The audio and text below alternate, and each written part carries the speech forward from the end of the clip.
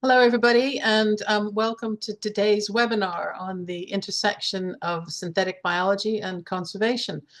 My name is Pat Thomas, and I am a director at A Bigger Conversation here in the UK, and I'm really pleased to be sharing the chair today with Naomi Cosmul and Save Our Seeds, our co-hosts for this webinar. This is a really pivotal moment in conservation history, as the International Union for Conservation of Nature begins its formal deliberations on synthetic biology applications. We find ourselves in a critical window where governance frameworks are still being shaped. And three factors, I think, make this session today particularly timely. First and foremost, the biodiversity crisis. There's no question that we are facing a profound and urgent ecological crisis. 1 million species are on track for extinction, and according to the World Wildlife Fund's Living Planet report, we've seen a catastrophic 73% decline in monitored wildlife populations over the last 50 years. The dual emergencies of climate change and habitat loss have created undeniable pressure for us to find immediate solutions to conservation challenges. But there's also the acceleration of technology. CRISPR and other genetic technologies are becoming more accessible and more affordable at breathtaking pace. And in many countries, they are also considered key economic drivers, and scientists are looking for new ways to capitalize on new technology across a broad range of sectors. So to give you an example from a news story this week, some of you might recall that a few years ago, genetic scientists were saying that they could bring back the Tyrannosaurus rex from extinction, a possibility that was greeted with both skepticism and horror.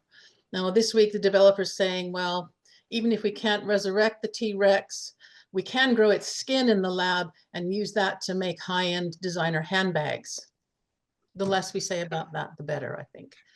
But there are also things like regulatory gaps to consider. So international governance mechanisms have not really kept pace with the growth and the capabilities of these technologies, and that creates potential for uncoordinated and premature deployment in nature.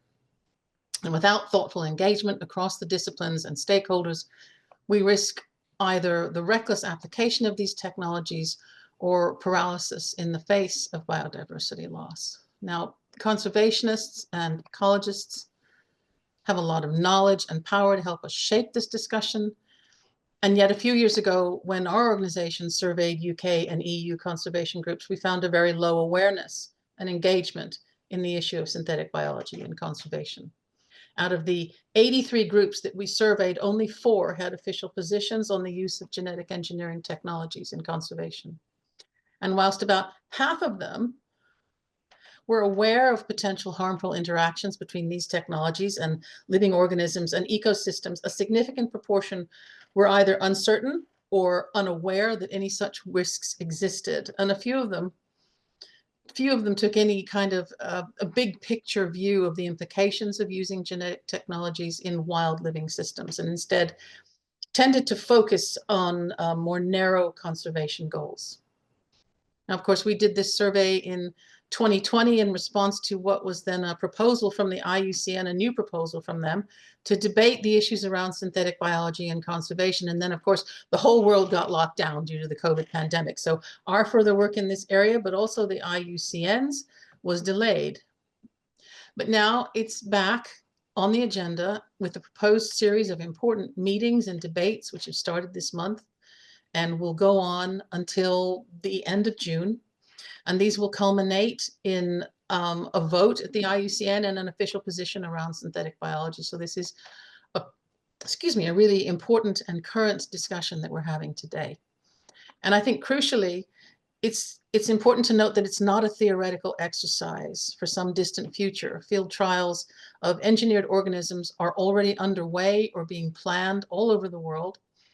Synthetic biology in conservation encompasses a spectrum of interventions that can include genetically modifying endangered species to make them more resistant to climate stressors. So for instance, corals that can withstand warmer waters. gene-edited trees like the American chestnut to make them resistant to blight, gene drives to control insects and rodent populations, or as has been proposed in the UK, to introduce a population collapse in gray squirrels, giving our native red squirrels a chance to recover. It can also encompass microbiome engineering to combat diseases like white nose syndrome in bats and chytrid fungus in amphibians. And each of these comes with its own scientific, ethical, and ecological challenges and questions, some of which we're hoping to explore today. Now, we're certainly not aiming to provide all of the answers in a 90-minute webinar. Instead, we're hoping to raise some more nuanced questions and thinking around the promise and the perils of these emerging technologies, and crucially, to provide advice on how you can engage with this issue, and if you are an IUCN member, how you can engage with the IUCN. To my mind, one of the most important questions is, these days anyway, what do we mean by conservation? Why and how do we seek to conserve the natural world? And what are the values that underpin those actions? I know that drawing on some of the work that we've done around the use of technology in agricultural nature, my own inference is that while synthetic biology and conservation both aim for sustainability and resilience and both draw from biological science, they are grounded in two very different worldviews. So conservation at its best is rooted in protection, in safeguarding complexity, in respecting ecological limits, in systemic thinking, and proceeding with caution.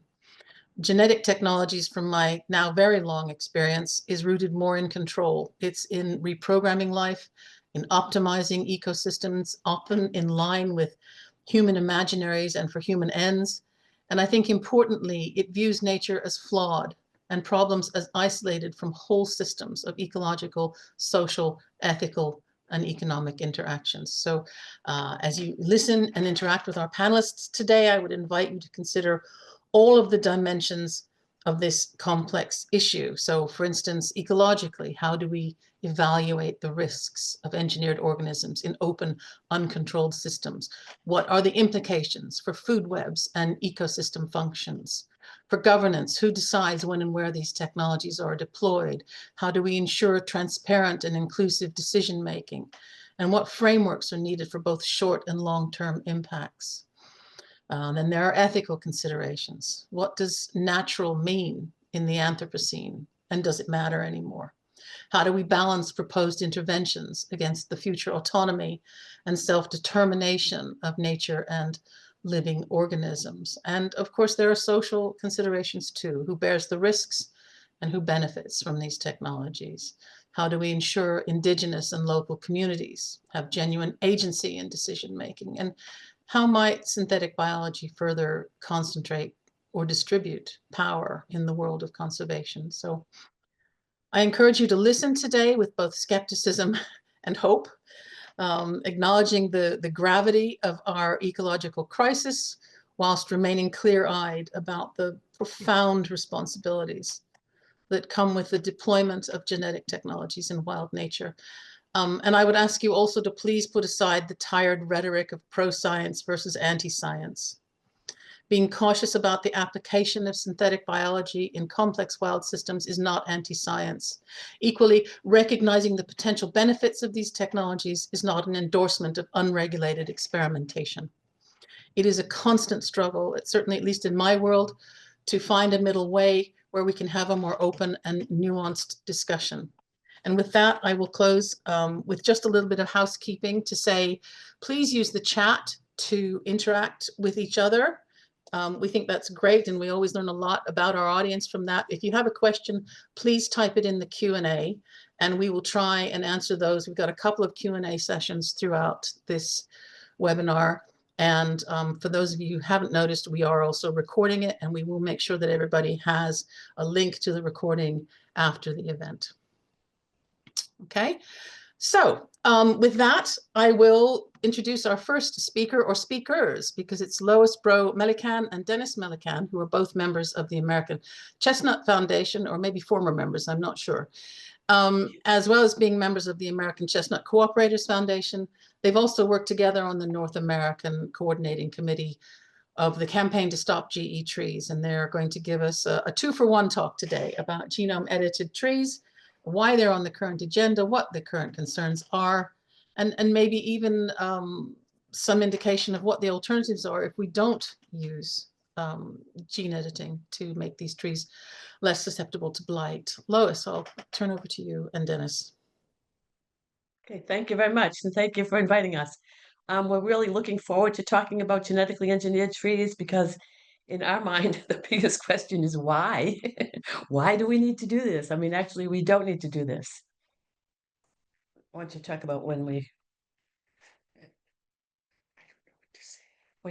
joined TACF. We belong to TACF we joined TACF in 2003 and worked with them for probably 16 years. We planted the first chestnut research orchard in Massachusetts.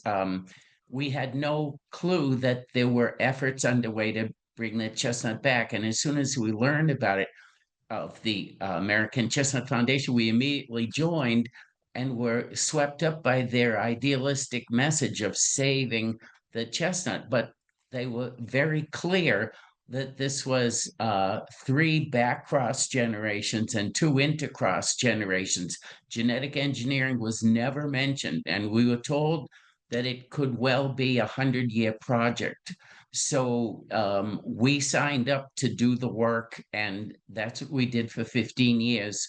We attended, and Lois, we were both board members, but Lois was actually the Massachusetts chapter president for a number of years.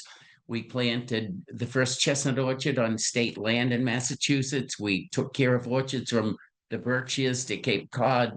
We learned a lot during that time, but we didn't even hear the words genetic engineering until at least several years had passed.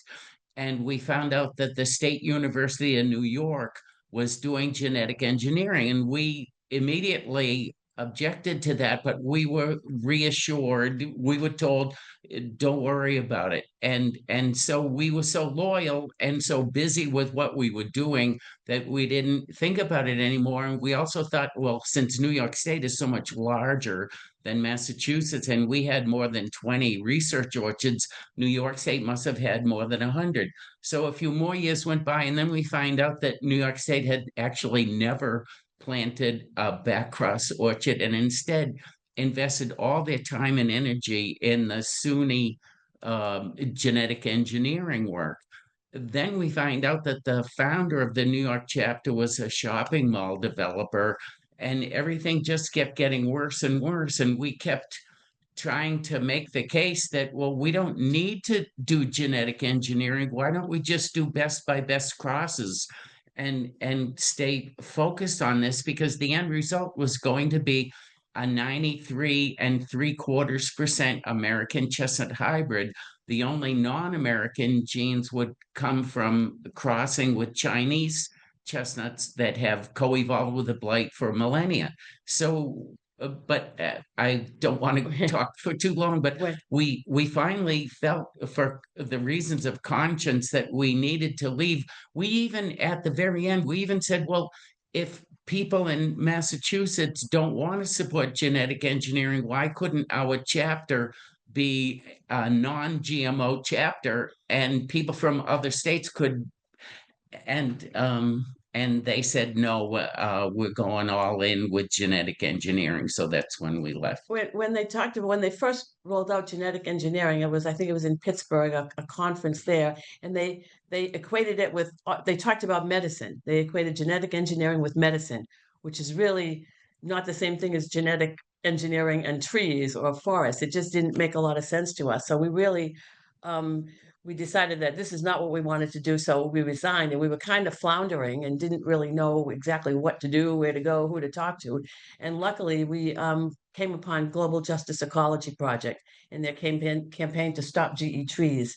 And that really was a lifesaver for us, because these people were able to help us understand more about genetic engineering, which honestly, outside of genetically engineered food, we really didn't know that much about. So they were really essential in giving us a lot of information on why this was not such a good idea. And of course, it all made sense to us once they talked us through it and walked us through it. So that's that's when we decided to join the American Chestnut Cooperators Foundation, who has been working since the mid 1980s, the same as TACF, only they are using just pure American chestnut trees. You know, there are live chestnut trees, especially down in Virginia, in the western part of Virginia, and they picked the best of the best trees, and for the last 35, 45 years have been doing crosses between those trees. So now the chestnuts that were the pure American chestnuts that we're getting are the most blight tolerant available. We don't want to say blight resistant because there'll never be anything that's blight resistant. I mean, the blight changes just like everything else. You know, things go through different changes, and as the trees change, the blight changes. But just ACCF sent us a lot of seeds, which we were lucky enough to partner up with the New England Botanic Garden, and they planted over 200 American chestnut trees just in the last 2 years. So we're really excited about that project.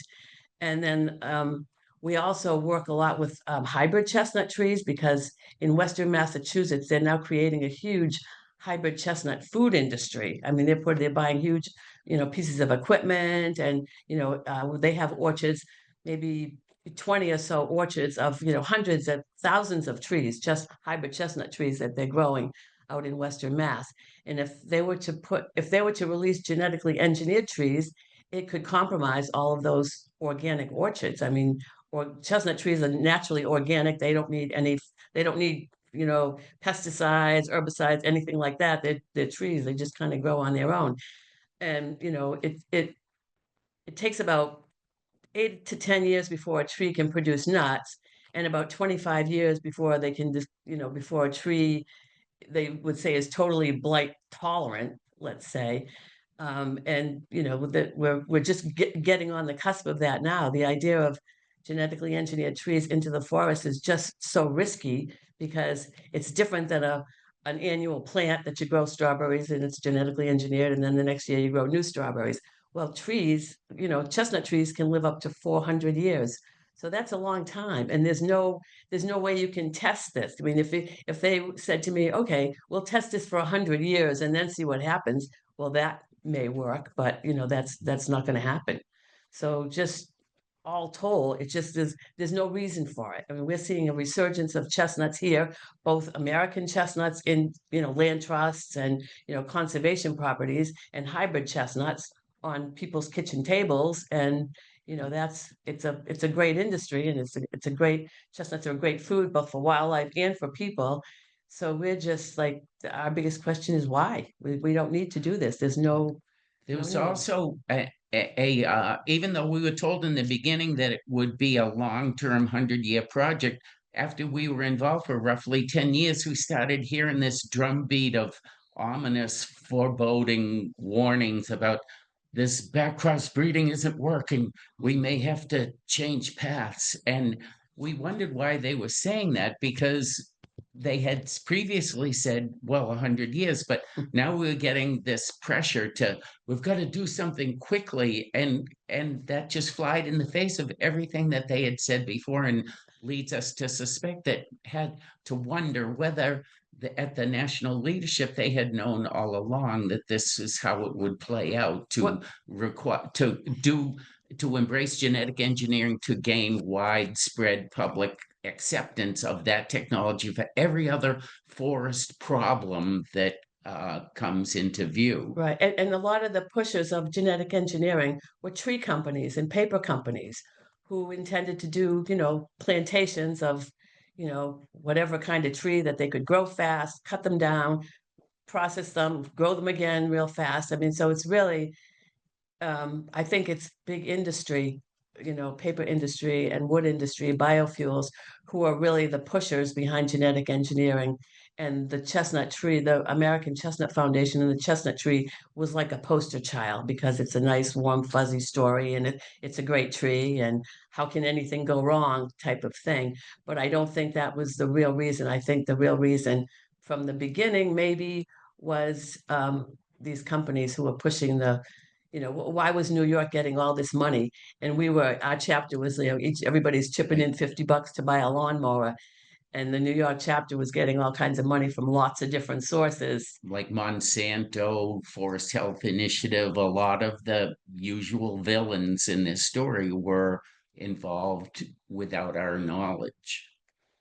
So that was basically why we decided that, we need to not go along with TACF, and luckily with, Global Justice Ecology, we've been able to share this message with other people, which is really good.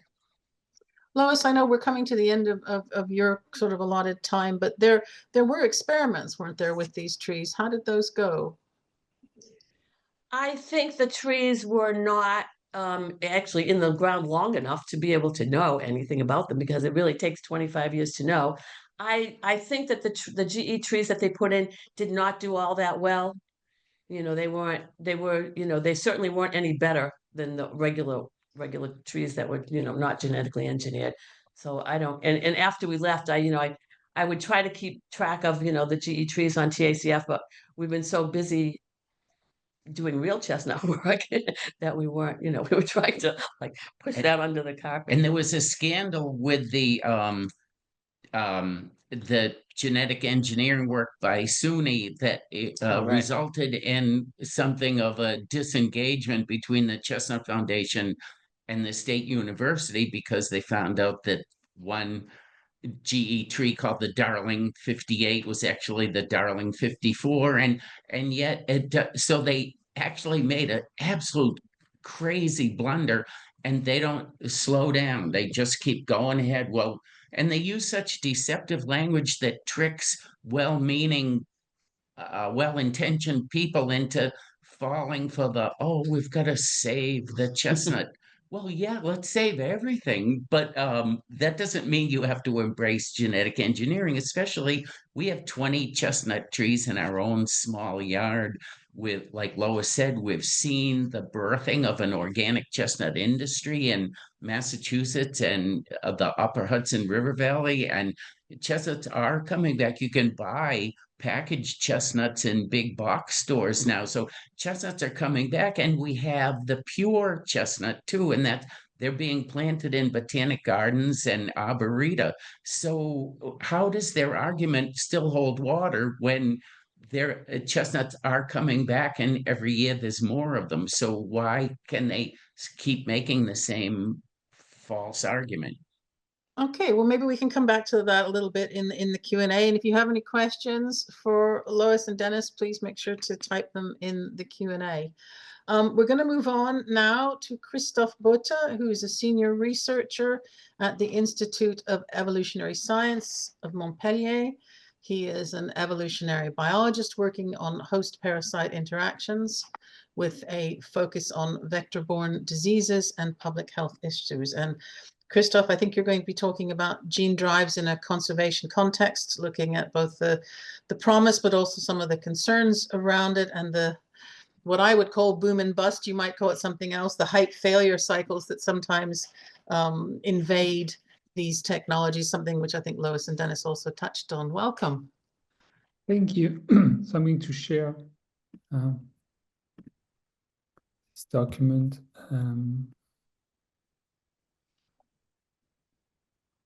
Can everyone see it? Yes. Could you use the slideshow option rather than the? Yeah. There you go. That's perfect. Okay, thank you. So thanks a lot for inviting me to participate in this webinar today.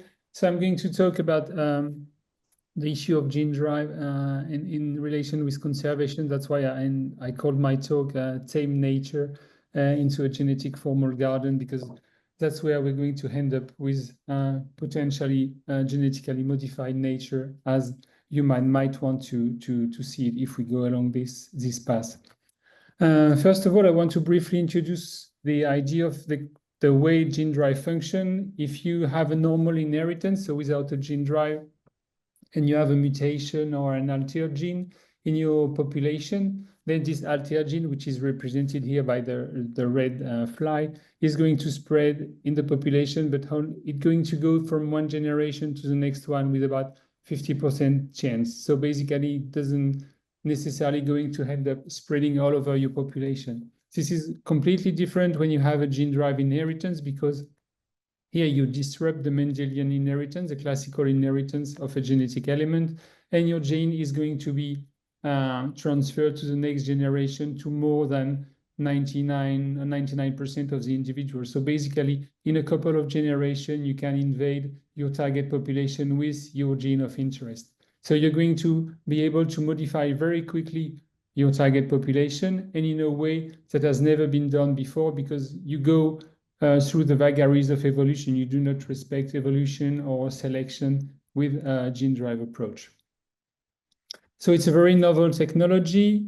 As I've just said, it's very possibly highly transformative. It's some people in communication science call it a post-normal science, because we've never had something so strong and so probably easy, even if molecular biologists might not always say that it's easy to use it, but there's some sort of easiness with its use.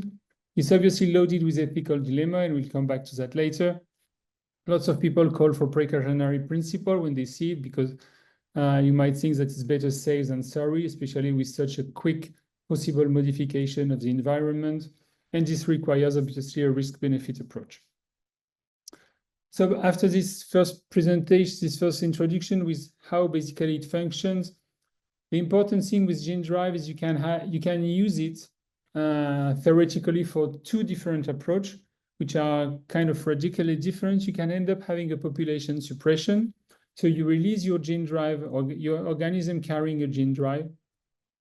And because your gene drive cassette is able to target a fundamental necessary element in the genome of your target population, then you're going to lead to a collapse of your population, or at least a very strong reduction.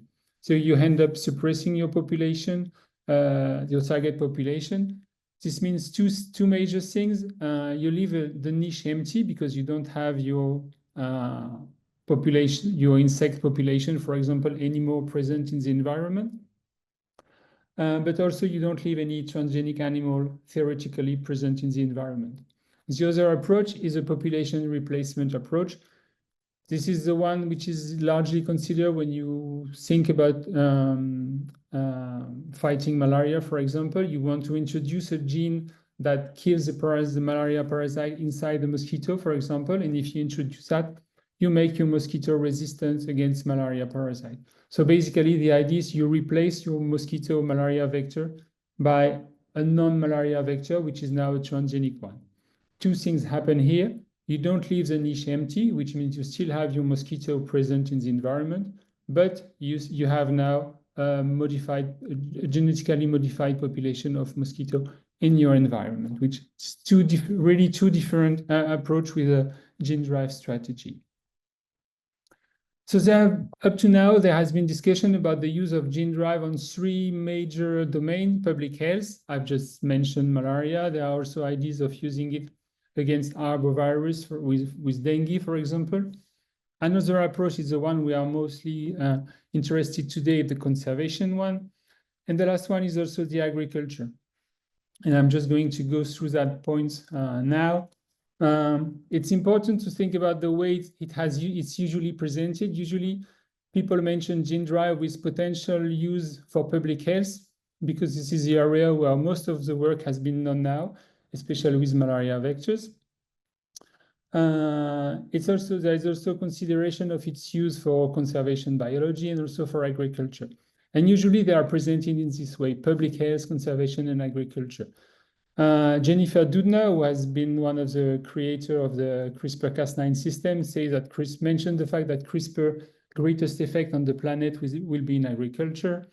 But there has also been discussion, especially in an interview by Kevin Esvelt in 2016, that was reported in the ETC group document, Forcing the Farm, that basically it's going to be more acceptable to present the potential application in agriculture after the ones in public health and conservation, because people might consider the fact that using a risky approach for public health might be worth the value of it, because you might save people's life. It might be also acceptable for conservation to save endangered species, whereas their use in agriculture might be associated with agribusiness, and as Louis said before, with the usual villains like Monsanto and Bayer.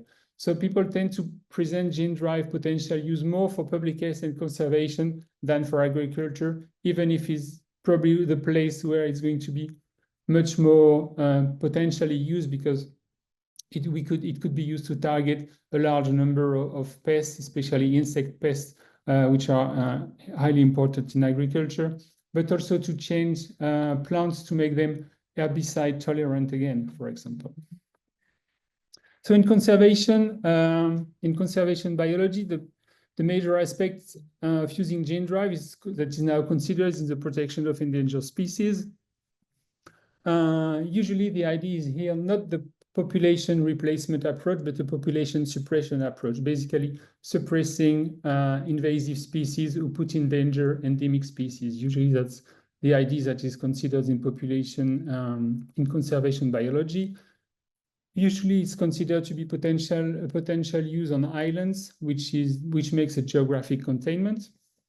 And it's also usually where you have population like in the island in the southern hemisphere, where you have albatross population who are at risk of rats, for example. And this is one place where people are considering the potential use of gene drive for conservation. There has also been the idea of using gene drive for conservation in New Zealand to protect endemic species. And the target one, the target species should be opossum, stoat, Norway rat, ship rat, and Polynesian rat. But the researchers were firstly mentioned first the idea of using gene drive approach in New Zealand to go along with the Predator-Free New Zealand 2050, back up with the ID mentioning that it's a mistake to use gene drive for this approach. And what is very interesting, and we can now move on to the idea of risk, is you have in this list of targets, you have the Polynesian rat, Rattus excellens. And Rattus excellens obviously put at risk some species of bird in New Zealand, but this is a species that has been associated with cultural and spiritual values in the Maori culture. And Rattus excellens, so the Polynesian rat, is only now present in the southern part of New Zealand, because he's also at risk because of the other rats that came with the Europeans, like the Norwegian rat and the black rat. So this is interesting here. You have basically a non-invasive species, the Rattus excellens, which could be a target, but eliminating it might also lead to problems with cultural and spiritual values on the native population. Obviously, there's an ethical question who comes along with gene drive for conservation, is who decide what is a pest, which is a question probably of public interest versus private interest, which is also very important when you come to agriculture. Another risk is a spread of the mutation in a non-target species because of hybridization or because of horizontal transfer. There's a difficult containment because even if you're on an island, a rat can travel to another island via ship, via manned transport. Obviously, gene drive on its own has an invasive nature, which makes it difficult to control. We have no real idea of the long-term effect on the environment. We might end up with an ecological cacophony with a lot of edited pests roaming around and ending up in what I call a genetic jungle at the beginning. And this is all, again, the idea of a real technological fix and a rush forward, one species after the other. Are we going to transform every species because we are considering them a pest, or then putting a danger in another species of the ecosystem? And up to now, the remediation that is usually said is use another gene drive to stop the first one you have released, which doesn't seem a very promising approach, at least not very promising. Another point which is interesting to me is there is a lot of hype around gene drive. It's probably less in the field of biological conservation, but it's very important in the field of malaria. Here you have some headlines of papers or web pages where you can see that Africa should be prepared to end malaria, or malaria could be given a deadline with the use of gene drive. And all this is based on lab work. All this is based on theoretical work and not real on the real efficacy of the situation. It's creating a very complicated situation between researchers, journalists, public health practitioners, and also citizens. Christophe, we're coming to the end of your slot, just to. Okay, I'm just finishing this. So Yep. one last point is also very important with the gene drive in conservation is that there shouldn't be a propaganda about it. And up to now, we've seen a lot of it. We should avoid the manufacturing of consent and going back to a central role of UN bodies, rethinking the expertise and building trust because between populations and citizens and scientists. But this this shouldn't go via a propaganda approach. And finally, here are two citations that I let you read, especially the one by Edward Wilson about we have Paleolithic emotions, medieval institution, and godlike technology. And I think this is really the case with Gene Drive. Thank you very much. If anyone wants more details and questions, or you can contact me at this email address and be happy to share any information. Thank you. Thank you, Christophe. And I know you had to gallop through that, but there's some really interesting points there about narrative and its ability to harm as well as help these technologies. I think if anybody's got any questions about the things that Christophe has said, please put them in the Q&A and we will try to cover them. There was a question in the Q&A about whether we will share the chat. The answer is yes. When we send you the link to the recording, we will also send you the chat. Okay. So we are moving on to Kristen Hagen, who is the scientific officer in the GMO Regulation and Biosafety Department of the German Federal Agency for Nature Conservation. And Kristen, I think I understand that you're going to be talking about some of your work at BFN and your recent publication, but also really do a kind of wrap up for us on the nature technology compatibility problem and the precautionary principle as well. I hope I've got that right, but if not, I'm sure you'll set me right. Thank you. Thank you very much. Can you see my presentation?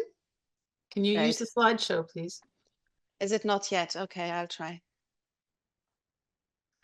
Is it good now? There you go.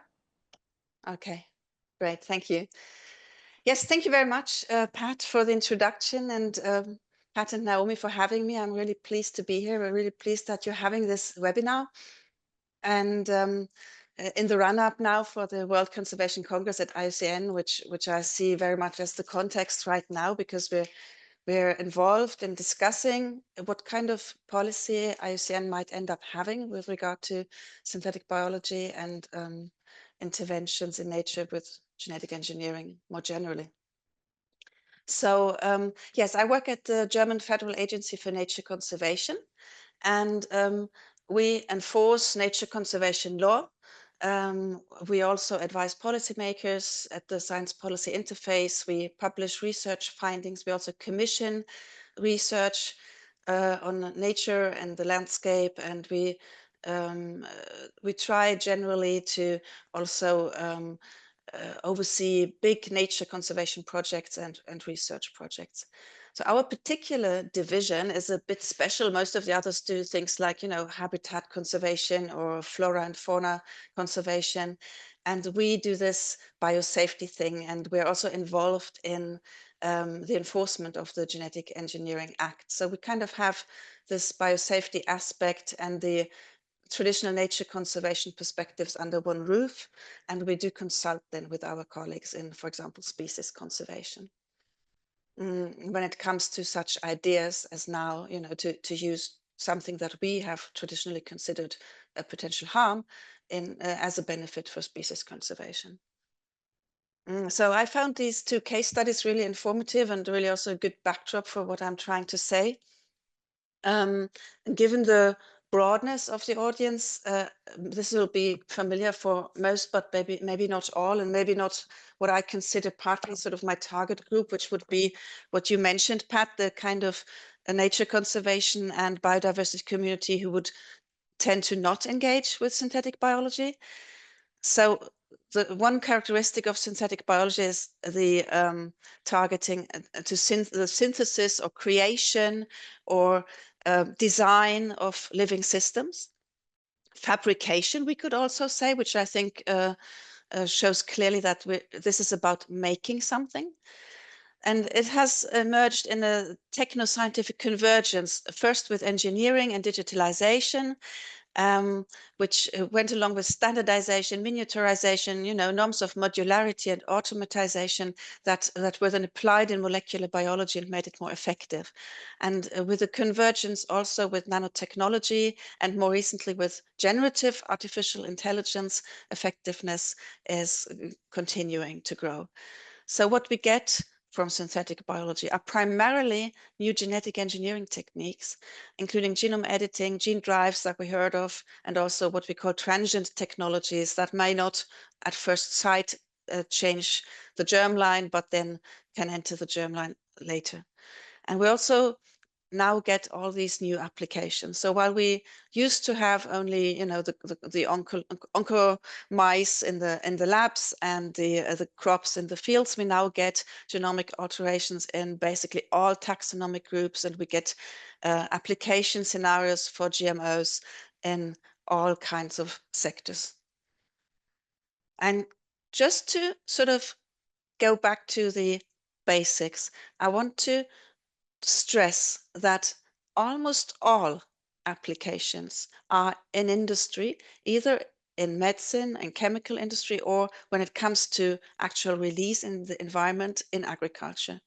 And so a typical new genetically engineered crop would be the stack that has like a lot of different toxins against pests, and also some that are have been made with new techniques, and also has different herbicide resistances in addition. This would be the typical application. So our perspective on that from a nature conservation point of view has been, okay, so synthetic biology typically produces GMOs, or if they're not organisms, or if they're not modified, we sometimes call them new to nature entities.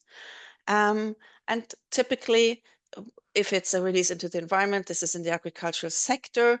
And in that case, we try to prohibit harm to the environment by containing as well as possible the GMOs in the fields. We don't want spread, we don't want persistence, and we do risk assessment to see what kind of pathways to harm there might be.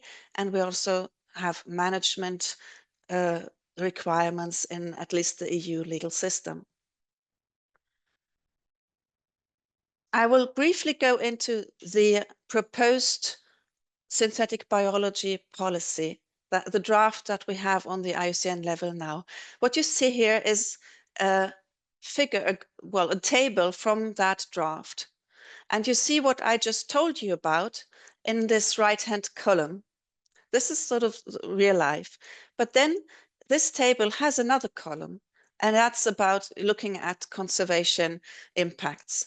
And I'm not saying that we shouldn't be looking at conservation impacts. I just want to draw your attention to how this setting these two columns next to each other somehow conveys the impression that we do have all these applications, or at least some sort of applications in conservation. I don't like the narrative or the imagery of this conveying a sense of realism that doesn't correspond to where we're at. So if you look at the estimation of proportion of synthetic biology applications developed for different sectors, this is just my guess. We could also say there's actually none for conservation. That depends a bit on how you define it. So what we're getting now are a lot of new GMOs in the pipeline. There could be viruses, plants, microorganisms, animals, and with scenarios to have them released outside agricultural areas, to have them persist and spread. And this is something that we're very worried about. And it wouldn't have occurred to us from a statutory nature conservation perspective to think that this could be an advantage. We're basically concerned about it. But what you see here, this is also a screenshot from the proposed synthetic biology policy and its motion. It's the first preambular paragraph. We get a narrative now of also having to look at potential positive impacts. And so we realized then that we need to look into this and to find a position with regard to whether we think that there could be such positive impacts. It is well advertised. You might be you might have seen in the beginning of this month the news about the so-called direwolf pups. These were gray wolves genetically engineered to resemble direwolves. There's narratives around basically genetic tools saving biodiversity. And the most relevant of these publications for our purposes here is an official IUCN report that came out of a previous resolution, and that you can consult for all the different ideas about what we could do for nature conservation with genetic engineering. So we think this would go along with a number of paradigm shifts, and that we need to think about whether we want them. So the first shift would be to actually think of synthetic biology, in this case, specifically the genetic engineering applications, as something that could be beneficial for biodiversity. This is not how we usually have thought about it. Then to propose applications outside agricultural areas, the intended persistence and spread, also applications proposed in protected species, where it's very unclear what that would do to their species status. And maybe most importantly, and this is something, Pat, that you touched on in your introduction also, does this erode our values, the very basis on which we base nature conservation? And if it does, is this something we want to think about? Do we want to part with the idea that what we're protecting is something that is not intentionally created and fabricated by humans? So we looked into this in-house in 2022. So this report is also something that you can find online. And our two main areas of concern were basically the biosafety and these conceptual issues. Now, from a biosafety point of view, we think that due to the complexity of biological diversity, as soon as we get the GMOs out in the wild, we have virtually no possibilities of really predicting what's going to happen.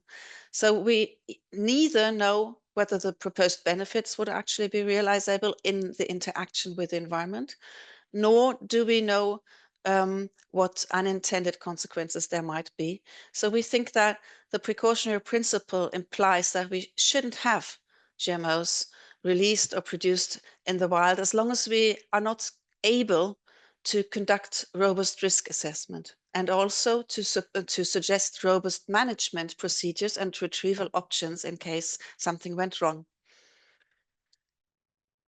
And regarding the question of whether fabrication of wild GMOs would be compatible with the values of nature that are actually societally agreed on to some extent, and are what we find in nature conservation law, such as in the first paragraph of the preamble of the Convention on Biological Diversity, which basically says this is about intrinsic value of nature.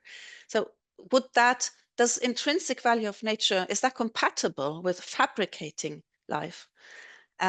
What about the authenticity, the view of nature as primarily evolving, not primarily being produced? These are difficult questions, and we're not saying that we've been able to analyze them in sufficient depth, but our conclusion with what we know is that these kinds of interventions would actually limit the values of nature's unique character, and that I would break with our understandings of nature and with the higher level protected goods, and also with our general objectives and practices.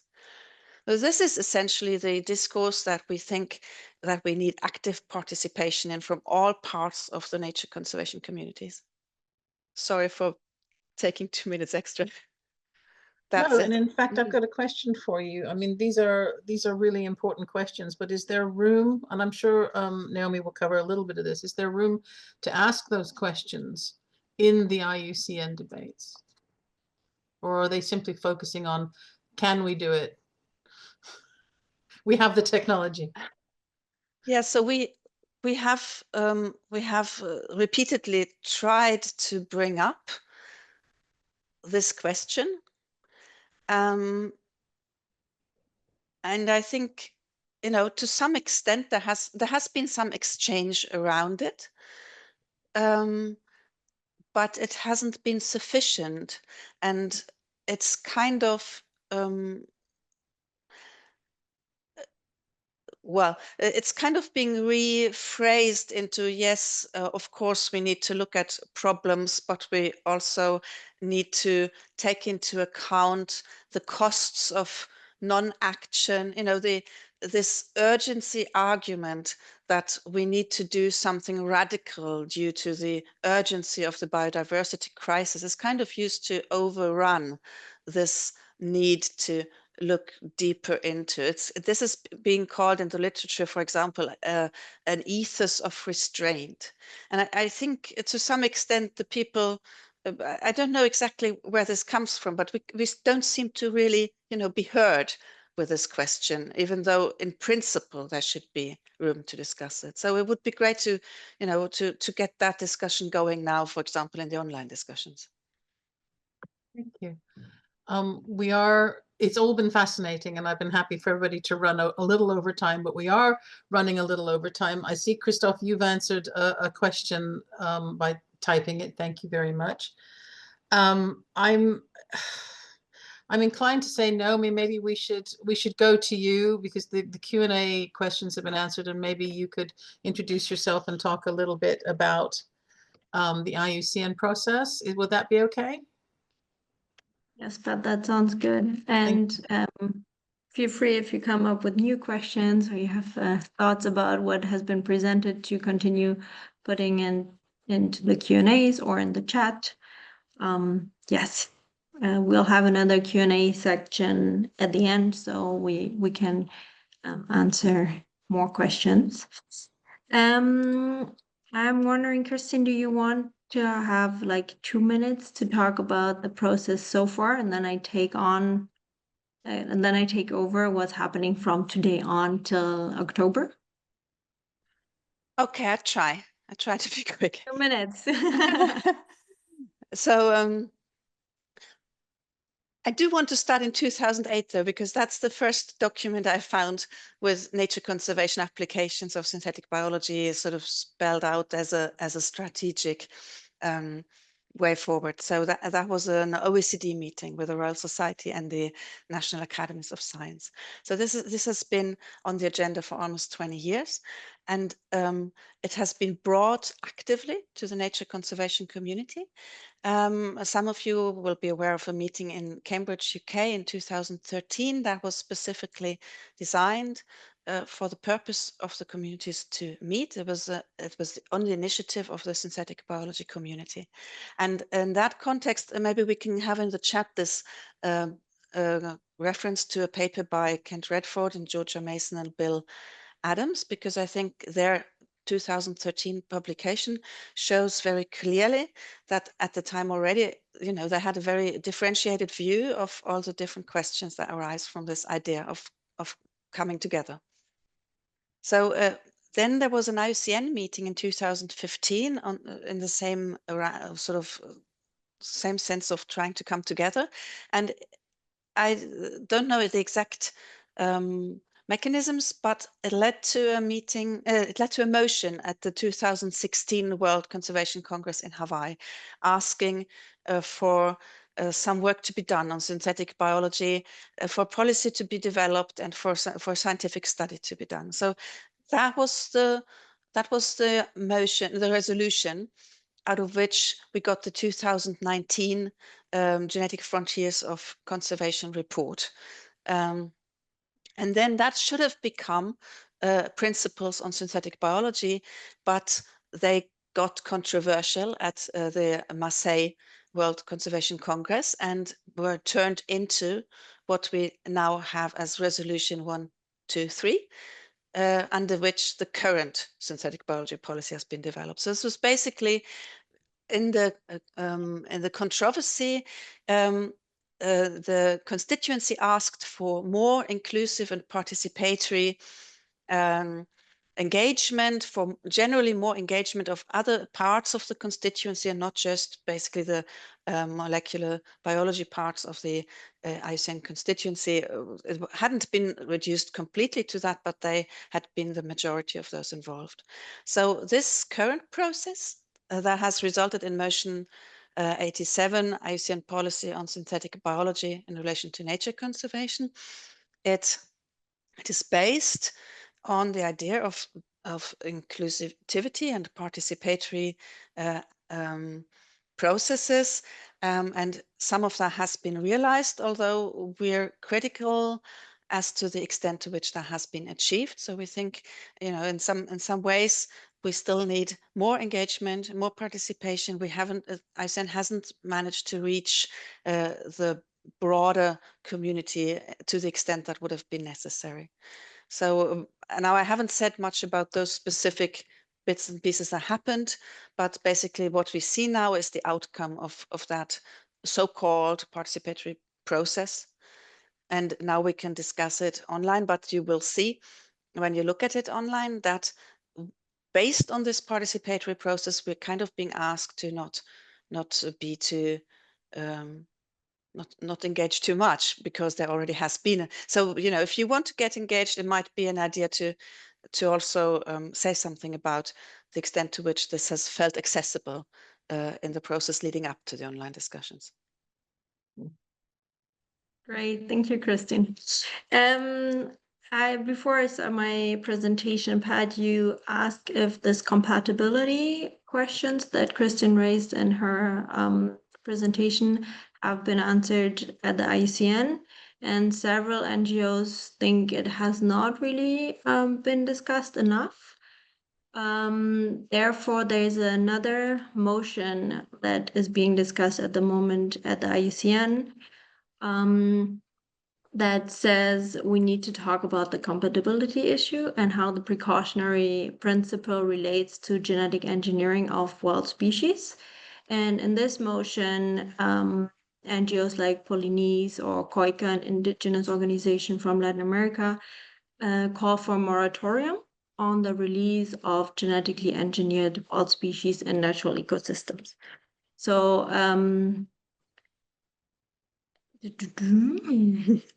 I will now share my screen to tell you and how far IUCN members in the room here can get involved, and also how non-IUCN members can join the discussions or the topic in general on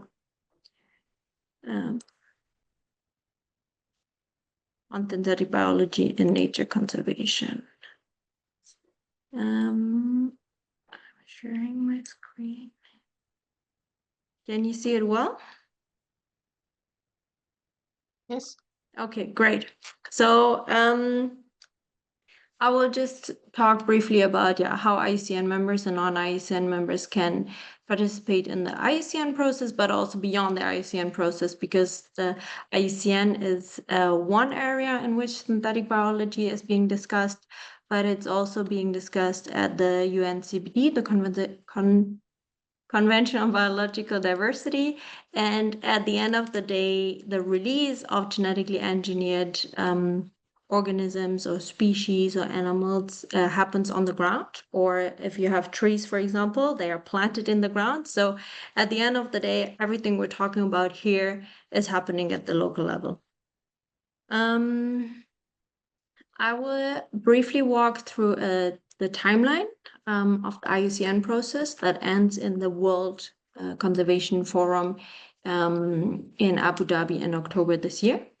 I will talk about how you can participate in the online discussions and also during the Congress, and other ways of mobilizing if you are a non-IUCN member, also if you're an IUCN member, and some key messages that I believe that we can take away whenever we talk about synthetic biology, whatever the context is.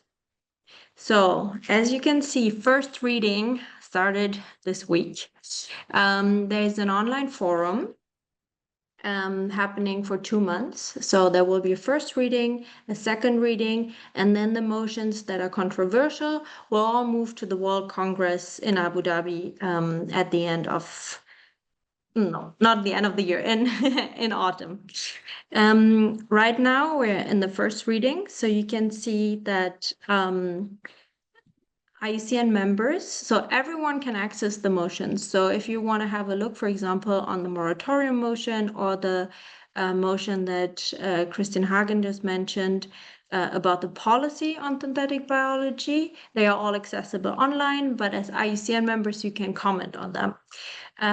Right now, you can make general comments, but also very specific text edits. If there's something you're not satisfied with, you can edit suggest edits. And then the facilitator gets 1 week to review all the comments, incorporate the edits, and then come up with a new motion text, which will be discussed in the second reading. And at this point, as it was mentioned by Christine Hagen before, they really try to reach consensus. So having big, broad debates is not really what the IUCN, as we've observed from afar, are very keen. So it's really about consensus. Everything that has been agreed during the first reading will not be reopened or highly discouraged to be reopened. And IUCN members can just comment on the new text a bit more in general, and they're trying to build consensus. And the facilitators can also, if they see that some IUCN members are completely opposing, they can invite them to participate in video calls to resolve the issues. And then that's an image of Abu Dhabi because we're getting close to the World Congress. The facilitators will finalize the text and then send them to the motion working group. And the motion working group can then decide on 2 things. If the text is generally agreed on, then there will be an electronic vote for all IUCN members in August. And only the very controversial motions will move to be debated and voted on in Abu Dhabi. We believe that the topics on synthetic biology might be quite controversial, so we expect them to move to Abu Dhabi. And so the Congress will take place from the 9th to the 15th of October. Non-IUCN members are also invited to go. So in case you're around Abu Dhabi at that time, I highly recommend everyone to come by. We will most likely have a stand. We'll be happy to provide briefings if you want to hand out flyers. Delegates will run around other NGOs. If you get in touch with them, feel free to send them over to our stand and we'll provide them with more information. Then we might have a forum event on the ethical issues around synthetic biology, but we'll only know by the end of May if it got accepted. Then there are 3 motions I would like to flag that might be interested for people in the room. That will be one that Christine Hagen mentioned on synthetic biology and nature conservation. So this one is really about how does the IUCN relate to nature, to synthetic biology? What's the position? And then there's the one on the moratorium on genetically engineering wild species and natural ecosystems. And there's also one on geoengineering. There are many other motions that are important, but those 3 are the ones I'd like to flag. And then in general, we have observed that it helps to build partnerships with IUCN members and non-IUCN members because several NGOs who will do really work on the ground are not automatically NGO members, IUCN members. And yeah, I'd invite everyone to go to Congress if possible, to attend forums, events, and just to steer up a bit the conversation on this topic, because we believe that it should be inclusive and that many NGOs should have a say, and scientists and ethicists and regular citizens as well, because it will affect everyone if we release genetically engineered organisms in the wild. Okay, just briefly, there's the possibility to provide proxy voting. So for example, if you're an IUCN member and in October in that week you're on holidays, but you really want to vote, you can provide a proxy to another NGO to vote for you. Also, things will get very hectic in Abu Dhabi. So for the final text, there will be a window of 1 hour for IUCN members to vote. So even if you're abroad, you can vote remotely and you have this 1 hour to read through it and get organized. But for amendments in the text, this might be very hectic. So if you're very keen on getting engaged, either team up with someone who's in Abu Dhabi or provide a proxy so they can vote on amendments that you think are relevant as well. And then, yeah, mobilizing outside IUCN, because as I said, IUCN is just one arena. There is always the possibility to work with national parliament and parties. For example, in Germany, a lot of parties in 2019 positioned themselves in favor of a moratorium on gene drives.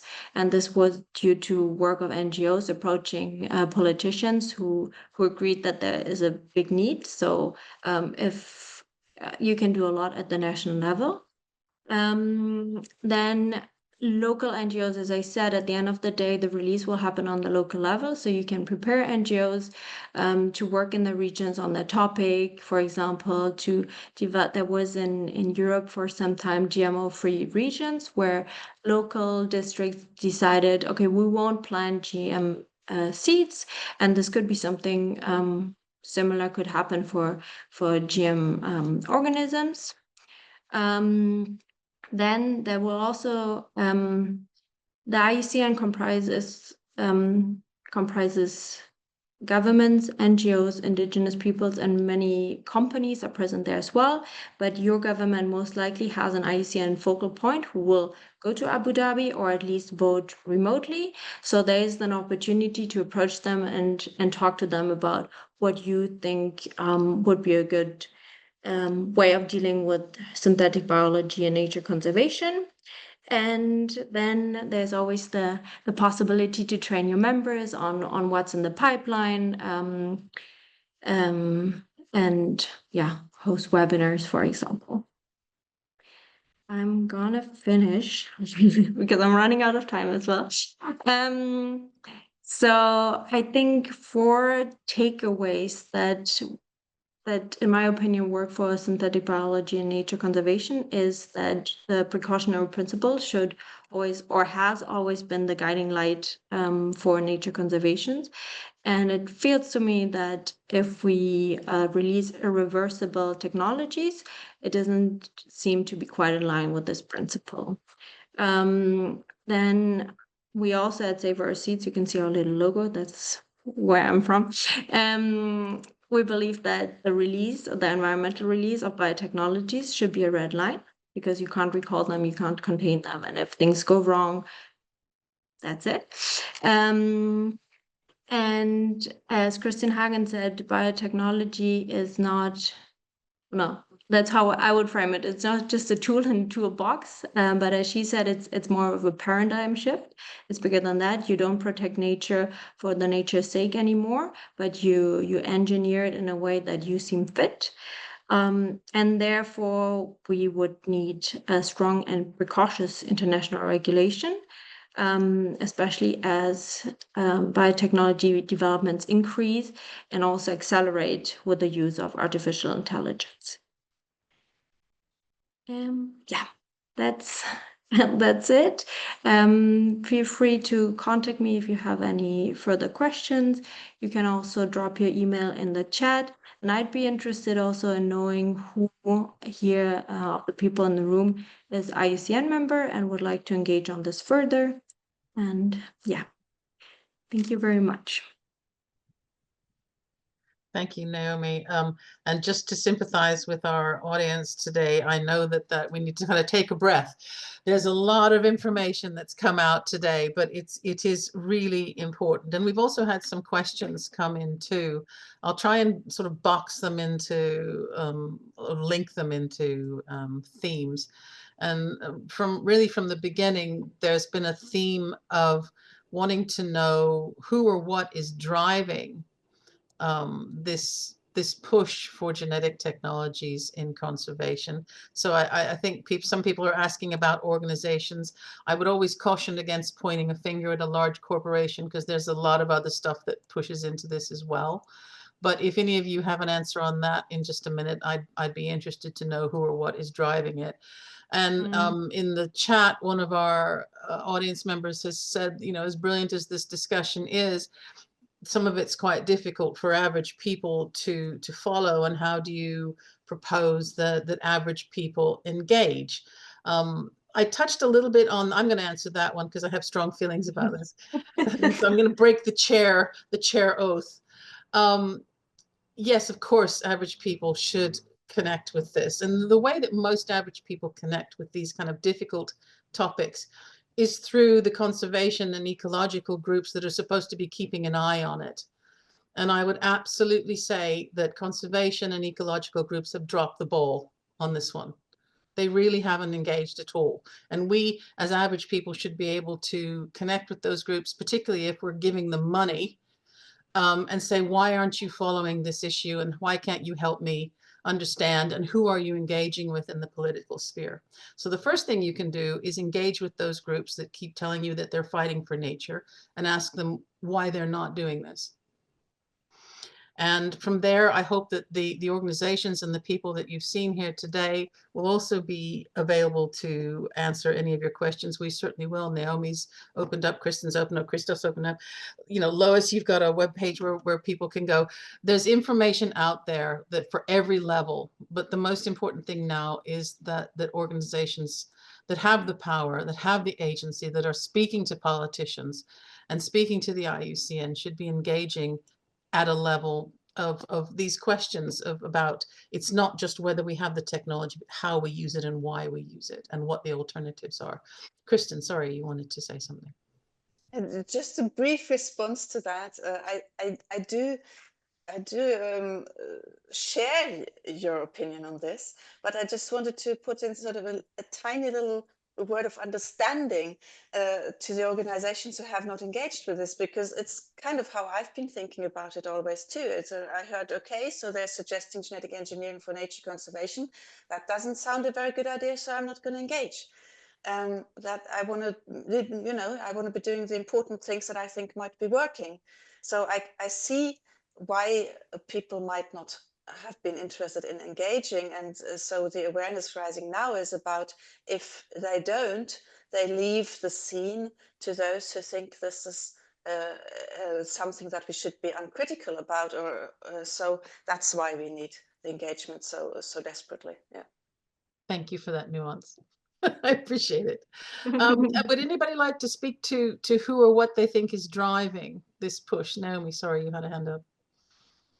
It worked. Yeah, I wanted to reply to that one. There is a very nice research done by the ETC group on the first paper that Kristin Hagen mentioned, on the first paper that was supposed to be the IUCN position on genetic engineering or synthetic biology and nature conservation. And the ETC group posted in the chat, did some research on the background of the different authors. So for those interested in background and who's driving this agenda, I highly recommend reading it. And what we've also seen is that some NGOs that we know from the CBD are also involved in the IUCN. So the IUCN is of course, it's not a UN body like the CBD, but what is said at the IUCN is kind of influencing what is also being said or accepted at the CBD. So this is why we think it's quite important that people get engaged at the IUCN, because this will trickle down in other international processes on the same topic. And so, yeah, we see some people from that are not involved with nature conservation NGOs, but who saw the opportunity of using the IUCN fora to influence the CBD. Yeah, but as you said, Pat, I'm not gonna name names. Put me in the right mood and I might name names. Lois, you look like you wanted to say something. Have I misinterpreted that? You know what, I'm thinking is my sentence is follow the money. You know, honestly, that's basically the bottom line here. I mean, you know, people can get lots of information, particularly from Global Justice Ecology Project or Connecticut Biotechnology Action Network. I mean, there's lots of information out there that people can get. They just need to, you know, find out more about it. Because really, it's you know, the people who are making money off of this, they're the pushers behind, that I believe they're the pushers behind genetic engineering for just about anything. Anybody else? No. We had a question here and it seems to have disappeared. Maybe it's been answered. Lucy Sharrett's question. I'd like to put that to the wider group if I might, whether there are discussions about when a species can no longer be identified by its binomial name. So for instance, the Atlantic salmon that has had genetic material from an ocean pout in it. Is this still Salmo salar? And this must apply to other organisms as well. I wonder if anybody could give a sort of an answer to the whole group about that.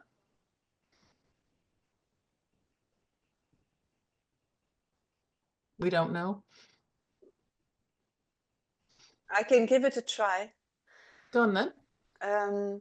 So in many cases, we definitely don't know. We consider this one of the really difficult open questions also legally when it comes to protected species, because what if it's a protected species and you destroy it in the process of trying to protect it? But then again, for example, it's pretty clear with the so-called direwolf pups, because they are simply gray wolves that have had some genetic tweaks. So that doesn't change them species-wise. But where does the cutoff point go, or the slippery slope go to when it isn't a species any longer? And where is it hybridization, but where is it not hybridization, because the sequence material that might be put in isn't actually from another species but might be synthetic. So those are really interesting questions that I believe haven't been answered. I wonder if anybody's looking for it, because again, I can call on my experience of working with agricultural genetic engineering and synbio applications, where the narrative, and this comes back to this issue of narrative, which all of you have touched on, the narrative has been from the beginning that these are fundamentally natural, therefore we do not need to look for problems. And I wonder how you feel, any of you feel about that, whether that narrative has been damaging at all.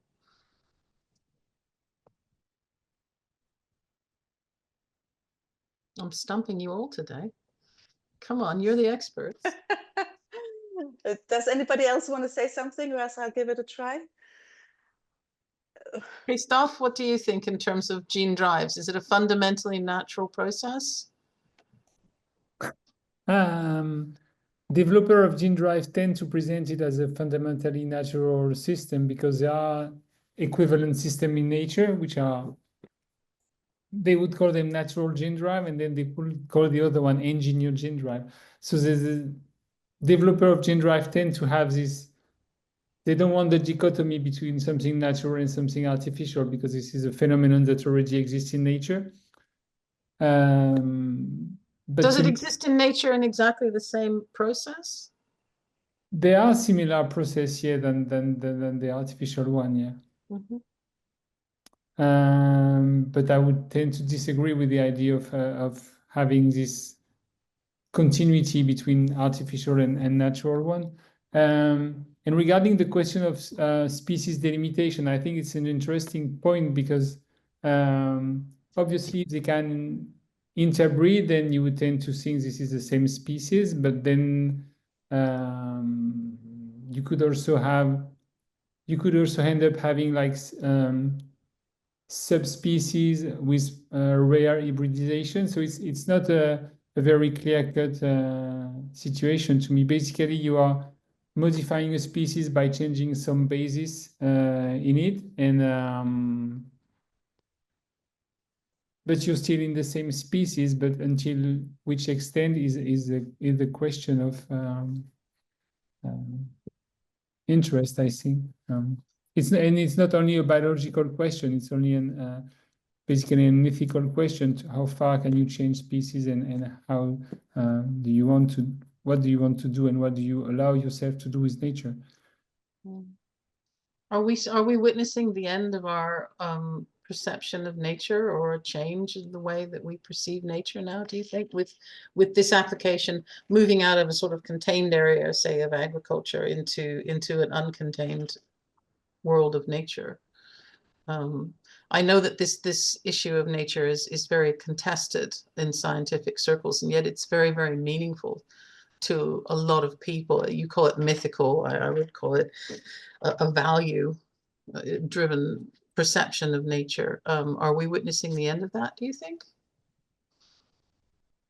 Where there's no, what the UK government calls it, a blurring of the lines. Are the lines disappearing between natural and synthetic?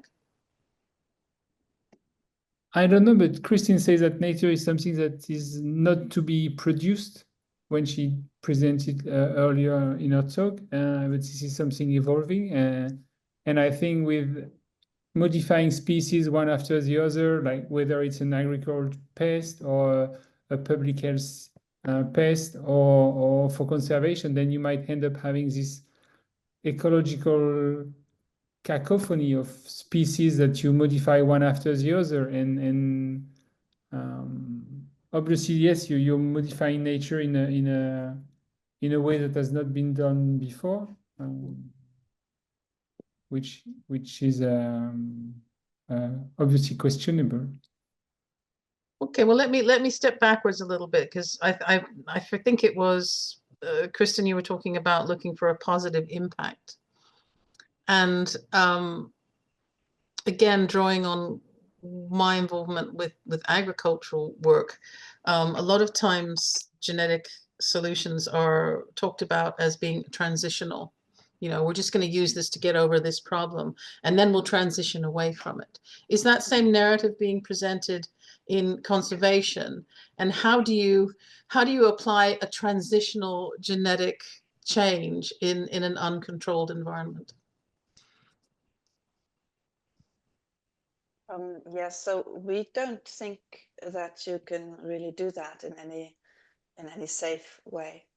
Of course, in restoration biology, you will sometimes also have these transitions, and genetic engineering for nature conservation is also often reframed as a kind of contribution to, you know, restoration, translocation, rewilding type projects with a disruption. If you look at the IUCN Congress webpage, you'll see that the topic is also under one of 5 themes, one of which is called something with disruptions, disruptions as something positive.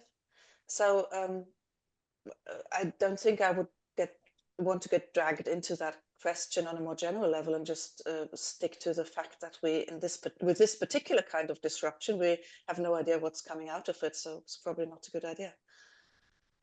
Okay, Lois, did you want to say something, or Dennis? No. Okay. I'm just looking down the list of questions here. Thank you. There's a lot of support in the chat for, you know, not creating a separation between man and nature. And again, just to reinforce how important this is to a lot of people who are not necessarily talking about this at a scientific level. It seems an almost unbridgeable gap. Because when you talk to politicians, when you talk to policymakers, and often when you talk to developers, they simply don't accept that point of view. Is there any bridge? Is there any way making a bridge so that we can have these discussions, do you think? Or is it just always going to be, people who think that we're part of nature are soft and don't belong in the discussion at all? I know these are not scientific questions, but they are actually quite important questions to how we approach it. Kristen, yes. So I think it's actually, I wanted to mention it. I think this point is extremely important, that it brings up maybe, it could well be one of the sources for why we are destroying nature in the first place, that we have managed to define ourselves so much in opposition to it. And so I don't see anything unscientific or problematic with that sort of view at all. And it's just that our procedures are very much embedded in this dichotomy kind of thinking and language. Like when I've used that has not been to mean that I think that's superior, quite on the contrary. And I think because the nature, what you said about the greenwashing doesn't work there, does it? But the way nature is being co-opted as a term, natural is being co-opted, just like everything else. The only way out of that, I think, is to try to find clear words for what exactly do you mean. And that should be possible on a non-scientific level. To speak, if I ask someone, what is it you value about going out in the woods? Like, what are the important bits? Is it important that those trees are not man-made? Or would it not matter if they were? I mean, we like gardens as well, so we need to be open for some leeway, but where do we have any sort of red lines on that? Okay, thank you. We're coming very close to the end. There's been a couple of questions here around, are there any concerns around genomic engineering or genomic editing transferring from plants to animals and humans, and how do multiple factors, including chemicals and toxins, play out on natural DNA in addition to genetic modification or gene editing? Has anybody got any thoughts on that? Does the natural world put any pressure on the modification itself? Has probably not even done the research. We probably haven't, I would think. Would that be correct? Okay. The same person is asking, are we largely talking about intraspecies biosafety? What about interspecies? Is anybody looking at that? Any thoughts? Christoph? Yeah, there could be horizontal transfer between species. An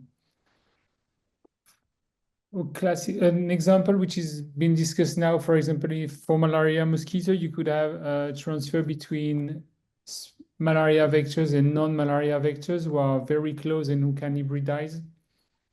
So basically, you could end up releasing a gene drive to target a population of a given species, and this might end up in another very close mosquito species, which is not a malaria vector, which basically you end up targeting a species which is not related to a public health problem. So you might have transfer between very close species of mosquitoes, which is one case of interspecies transfer. You could also imagine having a virus taking a part of the genetic construction you use for your gene drive and infecting another insect species and having that gene drive being transferred to another species this way. But there are very few research on horizontal transfer, even if they are said to be quite widespread. There are not very much research, and that's one way where you could end up transferring a genetic construction from one species to another. So yes, this could happen. That would seem to align with some of the things you were saying, Kristen, about how small this is still, the use of genetic technologies in conservation. You see, you've got your hand up. Would you like to say? Yeah, I just also wanted to add, in addition, that you can also have biosafety problems that don't involve actual transfer between species. So then still there are interspecies problems, such as if a genetically engineered animal, for example, became invasive. Let's say a gene drive animal didn't, the extinction drive didn't work, and instead they became a new invasive population.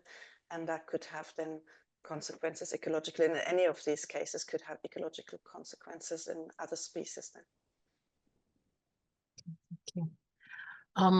Naomi, we're coming to the end. I'd like to kind of hand back over to you for some final words on engagement and encouragement to get people involved and to stay involved.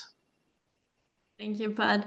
And thanks to all the speakers. I think that was a very nice 90 minutes we had. I think some takeaways from that I found encouraging. Starting with the chestnut tree is, as Dennis said, the chestnut is coming back.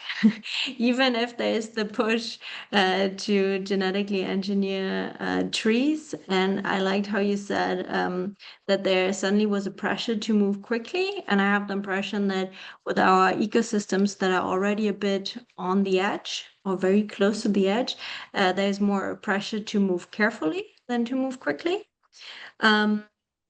And then, Christoph, your ethical questions about what is a pest and who defines it. I think that was a very great one. And the idea of a genetic jungle. Okay, if we engineer one species after the other, what's nature gonna look like then at some point? And I think there was some overlap with what Kristin said as well on the hype that it's not only for malaria, but also when we have the dire wolf, for example, there are a lot of the media is faster than the science, I would say. So it's often it's already it can work, but the science is not there yet. And yeah, that this would be a big paradigm shift. And also what you said, Kristin, is the sense of urgency to take action or risky action, or to balance it with, okay, what would inaction mean like? I think this overlaps as well with the trees. So I think we had very nice main points here. And I think for some words of encouragement is that the science maybe is not that fast yet. We still have time to have robust policies and regulations. And it might seem quite complicated when we talk about genetic engineering, but as Kristin said, there's some common sense and some values we all share. And so nobody needs to be a professional or microbiologist or develop gene drives themselves to have a position on this and ask for the precautionary principle and ask for closing knowledge gaps and involving people and making a democratic process.